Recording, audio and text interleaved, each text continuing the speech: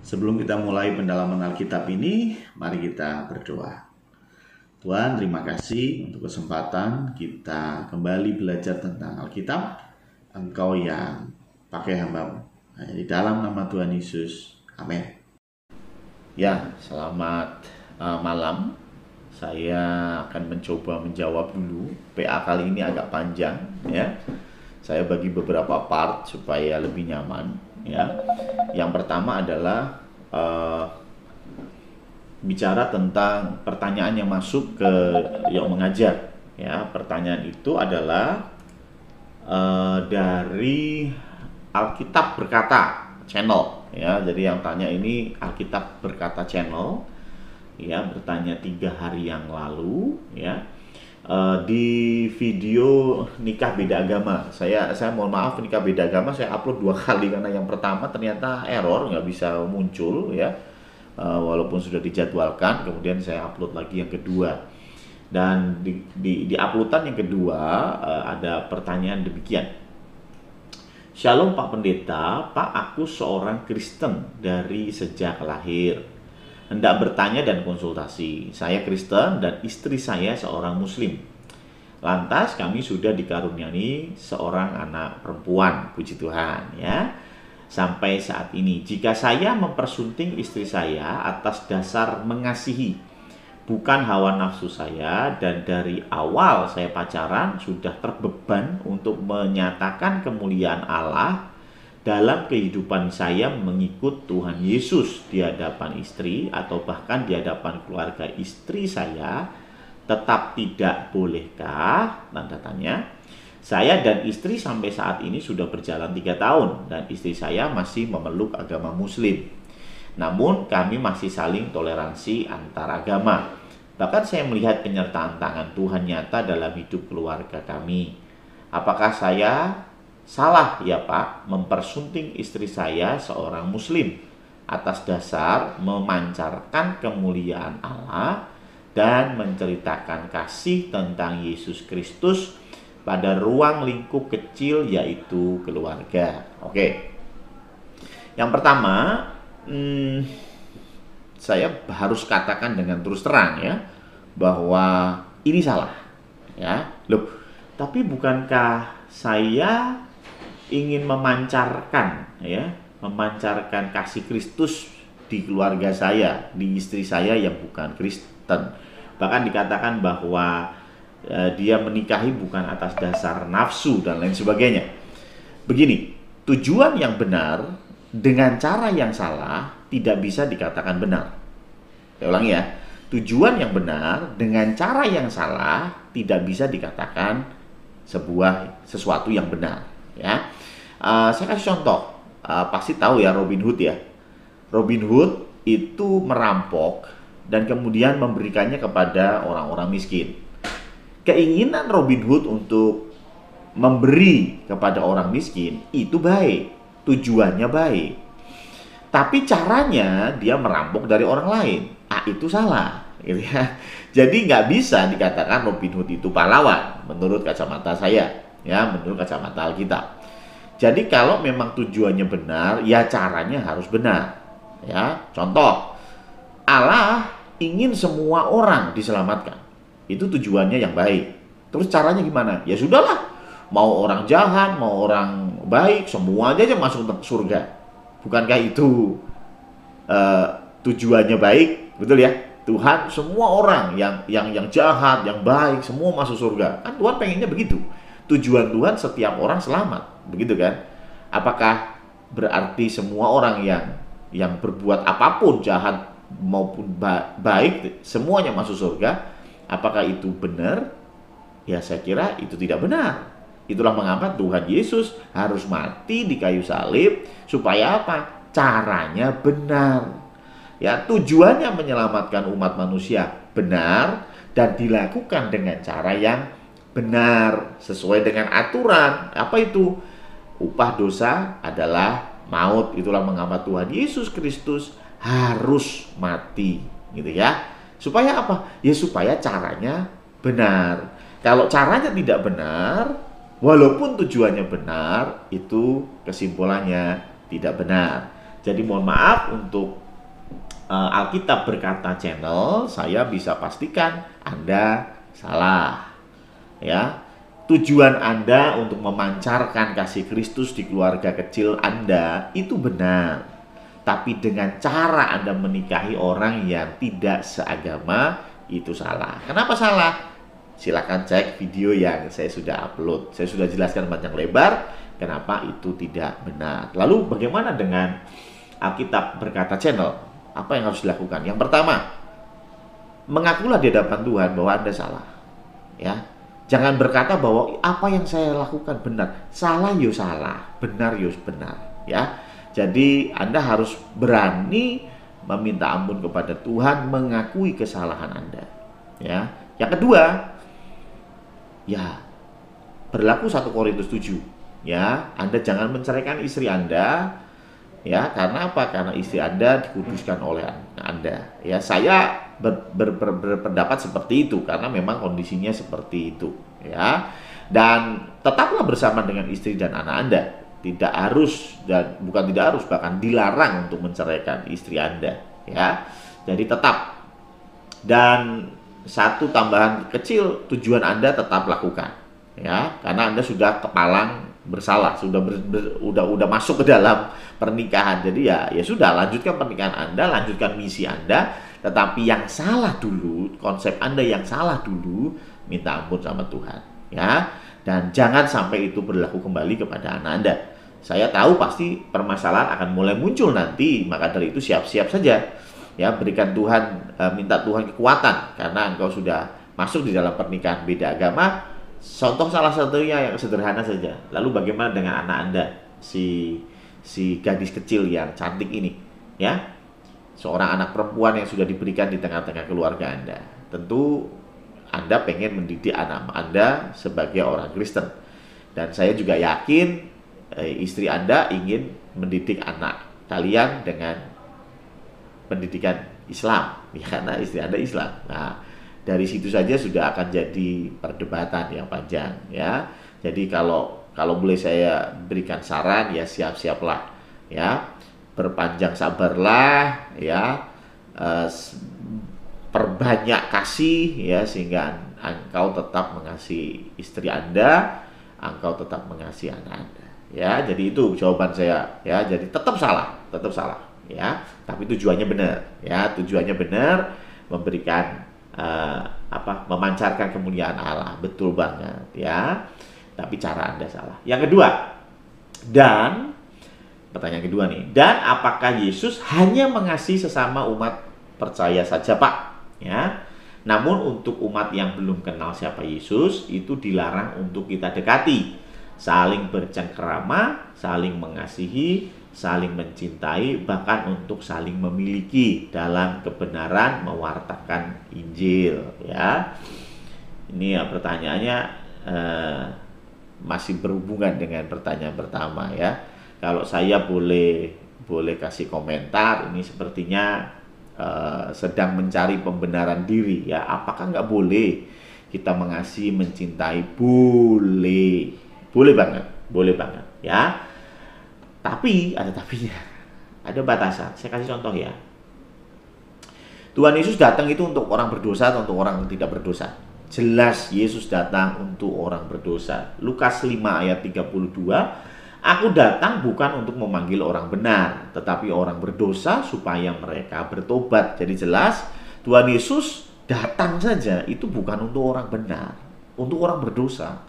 Dan semua orang sudah berbuat dosa, ya, dan sudah kehilangan kemuliaan Allah. Karena itu Tuhan Yesus datang untuk semua orang, ya, karena semua orang berdosa dan Tuhan Yesus datang untuk orang berdosa, ya.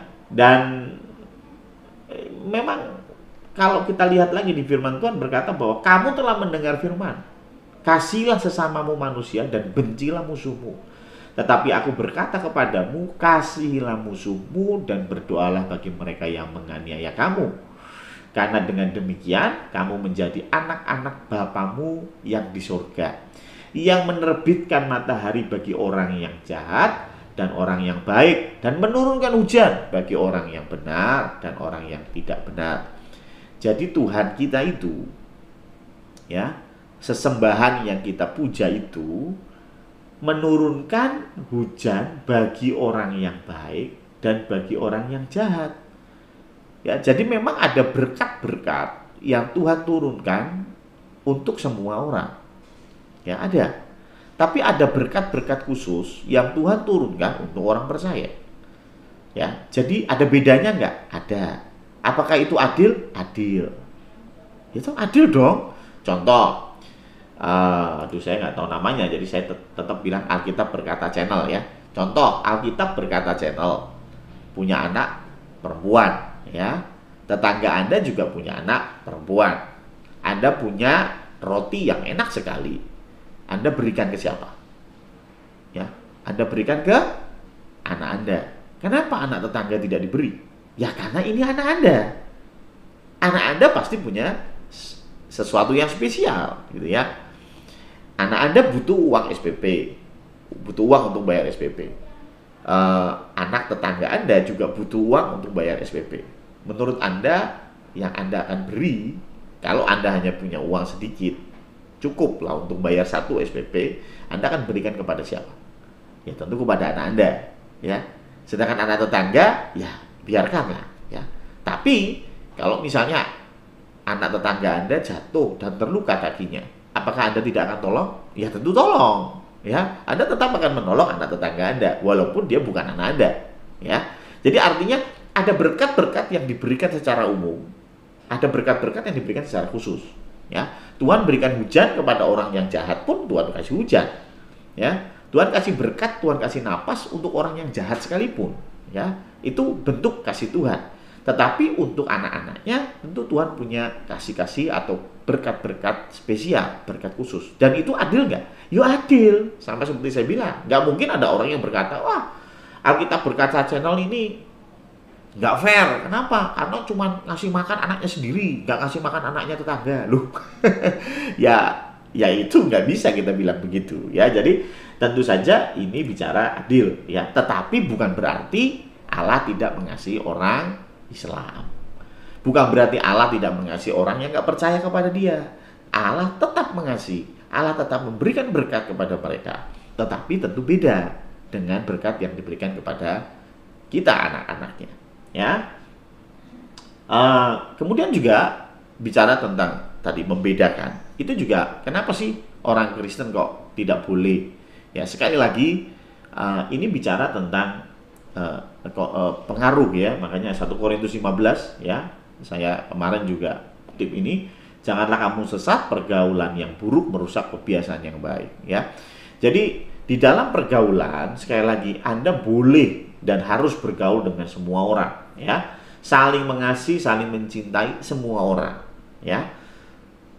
Saling bercengkerama semua orang, ya. Sekali lagi tidak ada batasan. Tetapi Anda perlu memilah orang-orang itu ditaruh di level berapa, ya. Saya kasih contoh Tuhan Yesus saja, ya. Tuhan Yesus itu punya 3 murid spesial, ya. Petrus, Yakobus, dan Yohanes. Selalu ditebus-sebut 3 murid ini, ya. Dalam kasus-kasus tertentu tidak semua murid diajak, hanya 3 ini. Jadi 3 ini bisa dikatakan ring satunya, gitu ya. Kemudian baru ke 12 murid, dan setelah itu ada 70 murid, ya. Kenapa Tuhan membeda-bedakan? Oh ini dekat dengan saya, ini jauh dengan saya, ini jauh banget. Ya ini berhubungan dengan bagaimana dampak pergaulan itu kepada kita, ya. Jadi kalau orang itu semakin dekat dengan kita, pasti dampaknya akan semakin terasa, ya. Ketika kita punya teman dekat, teman akrab yang suka omong jorok, ya lama-lama kita akan suka omong jorok juga, ya. Enggak lah, nggak mungkin. Kita merasa diri kita kuat, tetapi firman Tuhan sudah bilang bahwa pergaulan yang buruk merusak kebiasaan yang baik. Kemarin pun saya sudah kasih contoh bagaimana Salomo yang dikatakan bahwa orang paling berhikmat di dunia, itu saja karena pergaulan yang buruk jadi ikut-ikutan melakukan hal yang tidak berkenan di hadapan Tuhan. Apalagi kalau bicara tentang kita yang amat sangat tidak berhikmat dibanding Salomo. Jadi sekali lagi jangan coba-coba lah. Firman Tuhan sudah bilang begitu, ya. Apakah kurang bukti, ya. Jadi sekali lagi pergaulan yang buruk itu ya yang dihindari. Karena itu saya contohnya, saya punya teman-teman yang saya taruh di ring 1, saya taruh di ring 2, saya taruh di ring 3 ya. Saya punya dan butuh orang-orang di ring 1 yang memperkuat saya di dalam iman. Dan ring 1 ini saya memilih dari orang-orang yang percaya kepada Tuhan. Ya. Sehingga ketika saya sedang dalam kondisi yang drop, saya dalam kondisi yang lemah, mereka akan mengangkat saya dan menguatkan saya dengan firman Tuhan. Bukan dengan kitab yang lain, bukan dengan konsep pemikiran yang lain gitu ya, tetapi dengan konsep pemikiran Alkitab ya. Tetapi saya juga punya ring 2, ring 3 yang bahkan saya bergaul dengan pencopet, saya bergaul dengan penipu, tidak masalah, tapi tentu tidak saya taruh di ring 1 ya. Karena ring 1 yang paling dekat dengan saya, orang-orang yang paling dekat dengan saya akan banyak berdampak pada saya. Karena itu saya harus memilih orang-orang yang dekat dengan saya. Dan tebak siapa orang yang paling dekat dengan kita? Tidak lain pasangan kita. Ya, pasangan kita itu orang yang paling dekat. Makanya saya selalu bilang ke anak-anak remaja, kalau engkau mau pacaran ya paling pas, ya jadikan sahabatmu itu pacarmu, ya paling gampang gitu ya. Sekarang bagaimana kita bisa membuat sebuah pernikahan kalau engkau menikah dengan orang yang baru kamu kenal, ya? Bisa, saya nggak bilang itu nggak bisa, tapi tentu sulit. Yang paling gampang ya sahabatmu, ya. Dan pasti sahabatmu ketika kalian menikah seperti hal kita berkata channel tadi, ya tentu tidak berpikir masalah nafsu karena ya udah cocok ya, ngomong enak, ngobrol enak, kita tahu backgroundnya, makanya orang Jawa berkata bobot bibit bebet ya. Ya, jadi kita harus paham juga backgroundnya, keluarganya bagaimana, adiknya seperti apa, kakaknya seperti apa. Karena ketika menikah itu akan jadi kakak ipar kita, gini kan jadi adik ipar kita. Ya, jangan berkata bahwa pokoknya saya cocok sama orangnya, selesai. Ya, Anda belum pernah merasakan ketika Anda nggak cocok sama mertua, Anda belum pernah merasakan ketika Anda nggak cocok dengan kakak ipar, dengan adik ipar. Ini jadi masalah sebetulnya, ya. Nah, tetapi kalau kita sudah tahu background keluarganya seperti apa, lebih mudah menjalani pernikahan, gitu ya. Wah, nggak mau, saya pengennya seperti, ya silakan, tetapi tentu lebih sulit, ya. Ya kalau mau yang sulit, ya monggo, tetapi saya mengajarkan yang mudah. Ya, tapi kalau mau yang sulit ya silakan ya. Nah, hidup Anda yang menjalani ya. Jadi sekali lagi boleh nggak kita bergaul dengan semua orang? Boleh banget. Mengasihi semua orang harus, karena firman Tuhan juga tadi saya sudah kutip, Tuhan menurunkan hujan untuk semua orang. Tuhan mengasihi, memberi berkat untuk semua orang ya. Tapi ada berkat khusus. Jadi artinya ada orang-orang khusus yang kita ajak duduk makan. Makanya ada firman Tuhan masalah duduk makan ya. Mazmur 1 ayat 1 ya. Berbahagialah orang yang tidak berjalan menurut nasihat orang fasik, yang tidak berdiri di jalan orang berdosa, dan tidak duduk dalam kumpulan pencemooh. Bukan berarti kita nggak boleh jalan ya dengan orang berdosa. Kalau kita jalan berdua terus kamu berdosa nggak? Kalau kamu berdosa, saya nggak mau. Ya enggak ya. Maksudnya apa? Kedekatan tadi, ring 1 tadi ya. Jadi kalau kita punya ring 1 yang baik ya, kondisinya baik, kenal dengan Tuhan, itu bisa mengangkat dan membantu kita, iman kita ikut terbantu ya. Tetapi sekali lagi kita harus tetap berbuat baik kepada semua orang ya. Galatia 6 ayat 10, karena itu selama masih ada kesempatan bagi kita, marilah kita berbuat baik kepada semua orang, tetapi terutama kepada kawan-kawan kita seiman. Nah, berarti kan sekali lagi ada ring 1, ring 2. Kita harus berbuat baik kepada semua orang, ya. Tetapi ada ringnya. Dan itu berlaku sebetulnya, nggak cuma berkata, wah ini ajarannya nggak benar. Ya semua begitu. Contoh ya. Indonesia diserang sama Amerika, contohnya ya. Atau dulu lah ya, perang Indonesia dijajah oleh Belanda, katakanlah begitu. Indonesia dijajah oleh Belanda. Apa kita mengasihi Belanda? Ya, Belanda juga manusia. Firman Tuhan bilang bahwa musuh kita bukan darah dan daging. Artinya Belanda bukan musuh kita. Tetapi kita harus lebih mengasihi bangsa dan negara kita dong daripada orang asing. Ya kan? Nah, maka dari itu kita harus lebih mengasihi negara kita, lebih mengasihi bangsa kita. Ya, ketika ada produk dari Jepang sama produk dari Indonesia, mana yang kita harus beli? Nah, jelas, cintailah produk Indonesia. Loh kenapa? Loh, karena kalau produk Indonesia yang kita beli, kita mengasihi orang Indonesia. Lah, apakah kita tidak mengasihi orang Jepang? Karena kita nggak beli produk orang Jepang. Ya mengasihi, tetapi terutama kawan-kawan yang dekat dengan kita dulu. Ring 1 dulu, ring 2 dulu, ring 3 dulu. Nanti kita akan bisa mengasihi seluruh umat manusia. Tapi kalau ring 1 saja, kelompok terdekatmu, itu engkau tidak bisa mengasihi. Jangan ngimpi engkau bisa mengasihi orang di luar sana. Kalau engkau mengkhianati pasanganmu, pasanganmu saja, engkau hianati, ya tentu dengan mudah engkau akan mengkhianati negaramu. Dengan mudah engkau mengkhianati komunitasmu, dengan mudah engkau mengkhianati sahabatmu. Loh, pasanganmu yang kamu tidur sekamar, seranjang aja kamu hianati kok. Gimana kamu nggak mengkhianati negara kita ya? Jadi tentu ini konteksnya jelas, logikanya masuk ya. Jadi sekali lagi kenapa firman Tuhan jelas kita harus menikah dengan yang seiman, ya tentu karena ini berpengaruh besar sekali kepada kita. Tetapi bukan berarti kita tidak boleh mengasihi orang lain. Kasihlah mereka ya. Yang terakhir ya, atau ada pertanyaan lagi nggak? Apakah mereka yang muslim tidak mempunyai hak untuk diselamatkan? Oh, tadi sudah dijelaskan, punya hak, dan itu tugas kita untuk menyampaikan kabar Injil ya. Umumnya umat Kristen untuk memperkatakan Injil akan bungkam suara, di mana ia baru ketemu orang yang, apalagi notabene-nya orang muslim, kecuali Roh Kudus yang pimpin. Bukankah ada tertulis, lihatlah aku hendak mengutus kamu seperti domba di tengah-tengah serigala. Sampai detik ini saya menulis, saya masih ada di tengah-tengah serigala itu yang belum mengenal Yesus. Namun hati saya masih terbeban supaya dari istri saya, keluarganya, dan saudara-saudaranya dapat menyaksikan dan merasakan kemuliaan Allah dalam hidup saya. Ya, jadi ini yang ketiga, apakah ya umumnya orang Kristen tidak berani ngomong Injil, gitu gampangannya ya. Ketemu orang apalagi muslim gitu. Ya itu yang salah bukan caranya ya, tapi orangnya yang nggak berani, itu yang salah ya. Jadi bukan berarti terus harus dinikahi dulu baru diinjili gitu ya. Ini kan ngomongnya ya, kalau saya bisa ambil kesimpulan kan Alkitab Berkata channel ini mengatakan bahwa di luar sana orang Kristen nggak berani ngomong, karena itu saya menikahi orang yang muslim supaya saya berani ngomong. Ya berarti yang salah kan Andanya ya, Anda nggak berani ngomong di luar sana, beraninya ngomong sama istri Anda.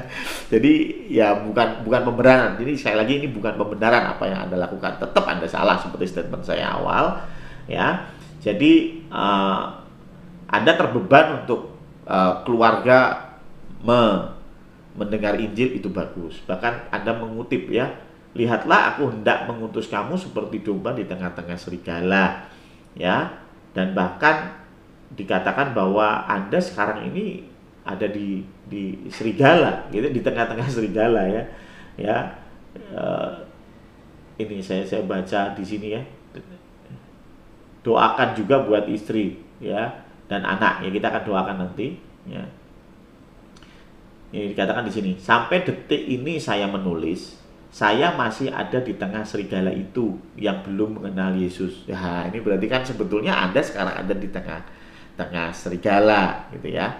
Nah, menarik sekali kalau Anda mengutip bahwa bukankah aku hendak mengutus kamu seperti domba di tengah-tengah serigala. Pertanyaannya, Anda betul yakin Anda diutus oleh Tuhan untuk menikahi istri Anda sekarang? Nah, itu pertanyaannya ya. Atau ini hanya pembelaan Anda ya. Maksud saya begini, memang Tuhan berkata bahwa minum racun pun ya kita tidak akan selamat ya. Tuhan akan membantu kita, digigit ular pun kita nggak akan mati ya. Pertanyaan saya, coba sekarang kita minum Baygon, kira-kira mati nggak ya?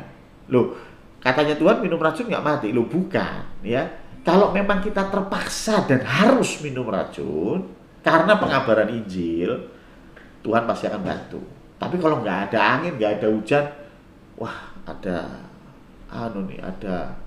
obat serangga nih, saya minum, itu ya pasti mati gitu ya. Itu nggak ada hubungannya gitu. Jadi maksudnya begini, kalau itu memang diutus oleh Tuhan, Tuhan akan memberikan kekuatan.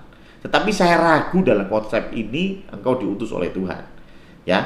Karena apa? Sekali lagi ayat-ayat yang saya sudah jabarkan minggu lalu jelas bahwa pernikahan beda agama Tuhan tidak mau ya.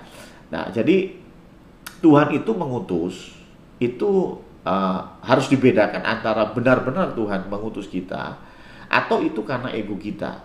Nah, bagaimana mengujinya? Firman Tuhan. Saya kasih contoh, begitu ya. Saya kasih contoh ya.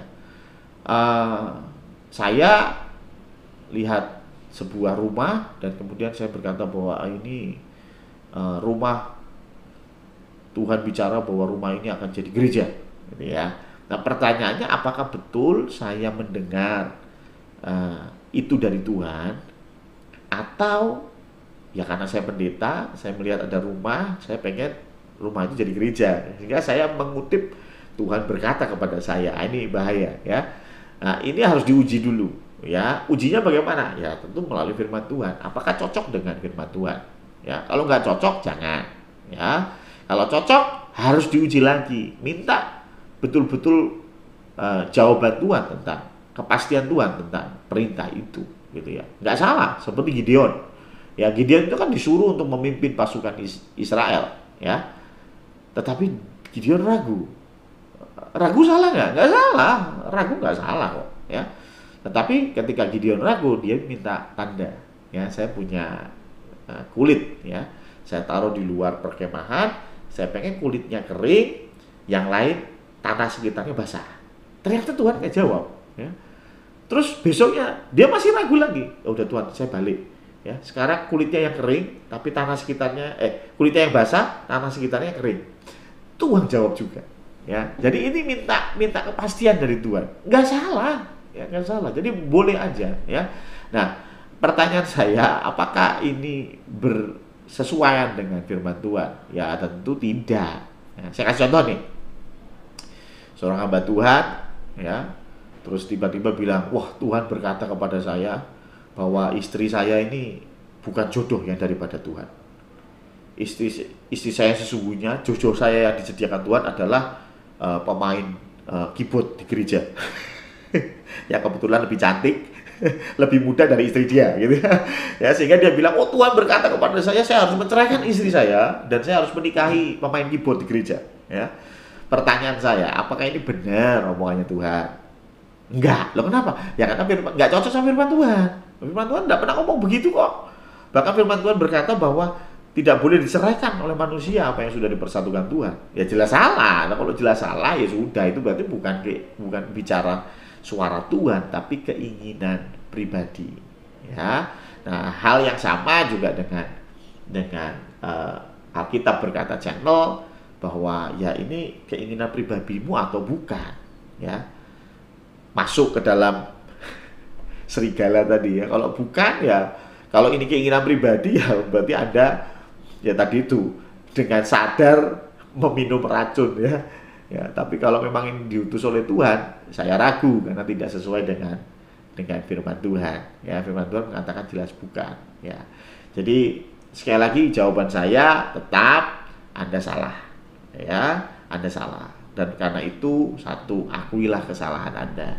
Jangan berkelit, jangan mencari pembenaran, tetapi minta ampun sama Tuhan karena engkau sudah melakukan kesalahan.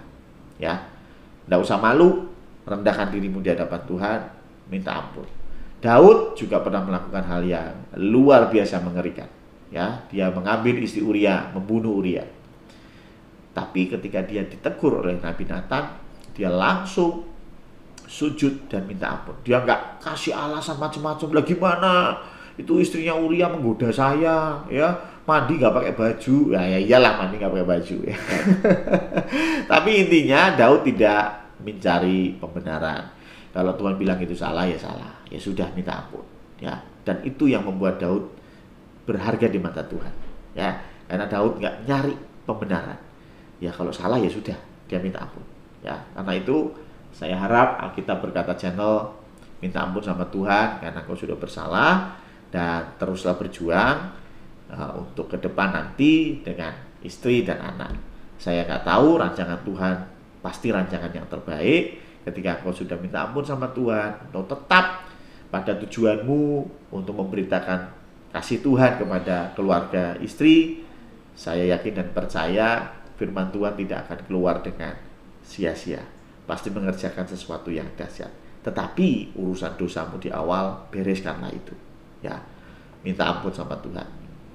Saya kira itu, dan sesuai permintaan Alkitab Berkata Channel, yaitu minta doa untuk istri dan anak. Karena itu mari kita berdoa untuk Alkitab Berkata Channel. Tuhan Allah Bapa kami berdoa Tuhan untuk Alkitab Berkata Channel. Engkau yang lembutkan hatinya, Engkau yang berikan dia hati yang mau merendahkan diri dan meminta ampun kepada Tuhan. Karena dosa yang sudah dibereskan, Engkau tidak lagi mengingatnya. Dan ketika dosa itu sudah dibereskan, maka berkat-berkat Tuhan, penyertaan Tuhan akan turun atas Alkitab Berkata Channel, sehingga dia tetap bisa menjadi berkat bagi istri dan anak, tetap bisa menjadi terang di tengah-tengah kegelapan yang ada. Pakai hamba-Mu ini Tuhan untuk menjadi saluran berkat Tuhan, untuk menjadi saluran penginjilan, dan biarlah melalui kehidupan daripada Alkitab Berkata Channel ada banyak orang yang mengenal Tuhan. Terima kasih Tuhan. Engkau berkati istri, anak-anaknya juga, anak yang sekarang, dan mungkin ada anak-anak lain yang akan hadir di kehidupannya. Engkau juga yang berkati keluarga kecil ini. Hanya di dalam nama Tuhan Yesus Kristus kami berdoa. Amin. Ya, sebelum kita masuk ke part 2, ya, saya mau infokan ada yang butuh bantuan kita, ya. Ada di linknya, yaitu Kita Bisa, ya. Ini ada seorang ibu yang butuh bantuan karena operasi kanker payudara, ya. Kita bisa sumbang, ya. Langsung ke linknya kitabisa.com. Saya kasih deskripsinya di bawah supaya Bapak Ibu bisa ikut membantu, ya. Ada ceritanya bagaimana, kronologisnya bagaimana, dan sebagainya, ya. Dan untuk sumbangan langsung ke Kita Bisa, ya. Jadi nggak ada hubungannya sama Yok Mengajar, ya. Saya hanya membantu share karena saling membantu itu tentu kehendak Tuhan, ya. Jadi bisa langsung ke yang bersangkutan, ya, ke Kita Bisa dan seterusnya. Dan oh iya, sekali lagi juga saya juga mau kasih ke laporan ini, ya, kepada teman-teman yang sudah kasih sumbangan ke Yok Mengajar berkenaan dengan Sugeng, ya, Sugeng Riyadi, ya. Beliau sudah beres, dibebaskan dari penjara, sudah oke, sudah kembali bekerja, dan sumbangan sebesar 10 juta rupiah yang terkumpul sudah saya berikan kepada keluarga, dalam hal ini istrinya Sugeng, untuk kehidupan dia sehari-hari selama pemulihan ekonomi berjalan, ya. Perlu diketahui bahwa hutang dari Sugeng dan juga biaya-biaya lain kami tidak bantu, karena biar Sugeng dan keluarga yang bertanggung jawab atas hutang-hutang mereka. Tetapi kita bantu support dari sisi kehidupan dia bulanannya, ya, karena tentu bulanannya mereka juga perlu support dana, apalagi Sugeng yang masuk tentunya harus ada yang kasih makan dan lain sebagainya. Karena itu dana-dana itu kami berikan untuk kebutuhan-kebutuhan kehidupan mereka sampai semua bisa berjalan dengan baik, ya. Saya sudah berikan kepada istri Sugeng, ya, sebesar 10 juta. Nanti saya akan kasih video-videonya yang disaksikan oleh Farel, ya, Gunung, dan juga ada Yeremia, dan juga ada Roy yang ikut menyerahkan, ya. Dan karena itu juga saya bisa kasih satu iklan, ya, untuk menyelesaikan hutang-hutangnya. Sugeng ini menjual rumahnya, ya. Ini sedang dikerjakan oleh anak-anak untuk marketingnya. Nanti saya akan posting di Yok Mengajar. Siapa tahu dari teman-teman ada yang berminat untuk membeli rumah Sugeng supaya bisa juga digunakan untuk menutup hutang-hutangnya, ya. Saya kira itu tambahan dari saya, dan silakan saksikan ini bagaimana kami sudah menyerahkan bantuan kepada Sugeng. Sekali lagi terima kasih untuk teman-teman yang sudah berpartisipasi. Tuhan memberkati. Kita masuk part 2. Kita akan pergi ke rumahnya Bapak Sugeng. Ini ada uang 10 juta yang akan kita berikan kepada istri. Ya, monggo Mas year preminya. Mas Jer memasukkannya ke amplop, sekalian ditutup.